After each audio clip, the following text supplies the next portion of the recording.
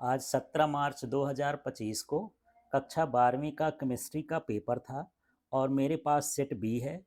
तो set B का मैं आंसर आपको बता रहा हूँ। इसके हिसाब से आप दूसरे सेट को मिला लेंगे।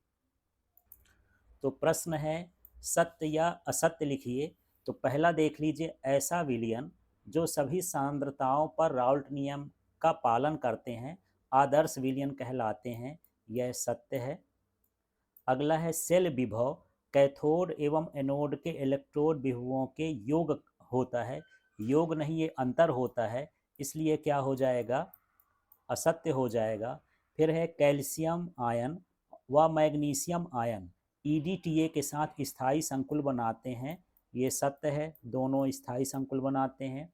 फिर यहाँ C2H5O और CH3 सममित ईथर है। असत्य है, दोनों तरफ जो एल्किल समूह है अलग अलग हैं, तो ये क्या हो गया, असत्य।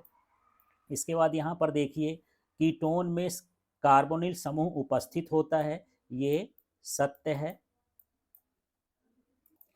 फिर अगला, हिंसबर्ग अभिकर्मक प्राथमिक व द्वितीयक एमिनो के साथ क्रिया करके सल्फेनोमाइड बनाता है। ये भी सत्य है। इस तरह से ये सत्य सत्य के आंसर हैं। इसमें जो प्रश्न है जोड़ी मिलाने के लिए है। तो ये सिलिकॉन जो है एक अर्धचालक है, तो यहाँ पर इसको अर्धचालक से मिलाएंगे।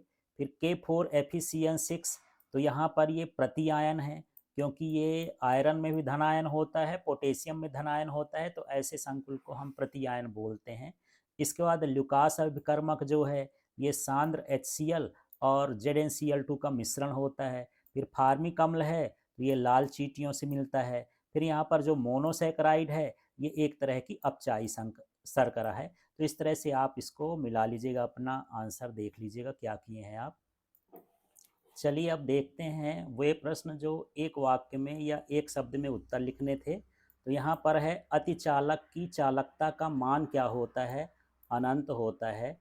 फिर अगला क्वेश्चन है, पोटेशियम डाइक्रोमेट का रासायनिक सूत्र लिखिए। तो ये होता है K2Cr2O7। फिर है, NiCO4 में केंद्रीय धातु परमाणु आयन लिखिए। तो ये है Ni निकिल।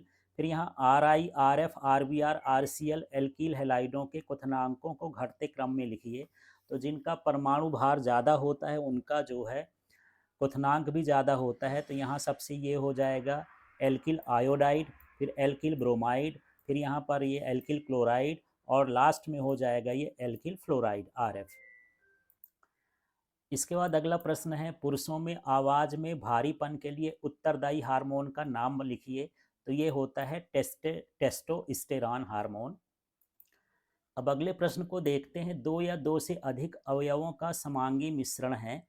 तो इसका सही उत्तर है विलयन।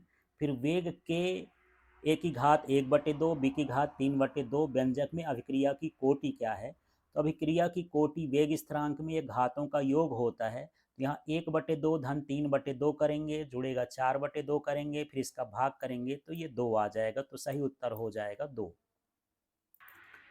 फिर यहाँ अगला प्रश्न है, संक्रमण तत्व है। तो ये संक्रमण तत्व इसमें टाइटेनियम है। इसके बाद यहाँ बेंजल डिहाइड है, तो ये होता है C6H5CHO, ये बेंजल डिहाइड का सूत्र है। फिर यहाँ अगला प्रश्न है, एथेन 1,2 डाई एमीन है। तो ये सूत्र होता है H2NCH2CH2NH2, ये सूत्र हो जाएगा एथेन 1,2 डाई एमीन का। इसके बाद यहाँ पर है, कोशिकाओं के मध्य संदेश वाहक का कार्य करते हैं, ये होते हैं हार्मोन। चलिए अब अगले प्रश्न को देखते हैं जो खाली स्थान के लिए है। पहला प्रश्न है, 1 लीटर क्यूबिक डेसीमीटर विलियन में घुले हुए विलेय के मोलों की संख्या को उस विलियन का खाली स्थान कहते हैं। इसमें भरा जाएगा मोलरता। इसके बाद है, प्रथम कोटि अभिक्रिया के लिए वेग स्थिरांक की इकाई है। तो ये सेकेंड का इन्वर्स लिख सकते थे, प्रति सेकेंड भी लिख सकते थे, और यदि किसने ऐसा भी लिख दिया है संकेत में तब भी सही है। फिर तीसरा है, फेलिंग अभिकर्मक में 2 विलियन फेलिंग ए और फेलिंग बी होते हैं। यहाँ फेलिंग भी लिख सकते हैं, बी भी लिख सकते हैं। अगला है, निम्नतर एलिफेटिक एमीन खाली स्थान गंध वाली गैसें हैं। ये मछली के गंध वाली गैसें हैं, जैसे मछली की गंध होती है तो मछली के जैसे गंध वाली गैसें हैं। ग्लूकोज प्रकृति में मुक्त अवस्था अथवा संयुक्त अवस्था में मिलता है। तो यहाँ पर मुक्त लिखा ही है, यहाँ आपको क्या भरना है, संयुक्त। फिर है यदि तीसरा अमीनो अम्ल डाइपेप्टाइड से संयोग करता है तो उत्पाद खाली स्थान कहलाएगा। तो डाइपेप्टाइड है, एक अमीनो अम्ल और जुड़ेगा तो ये क्या बन जाएगा, ट्राईपेप्टाइड।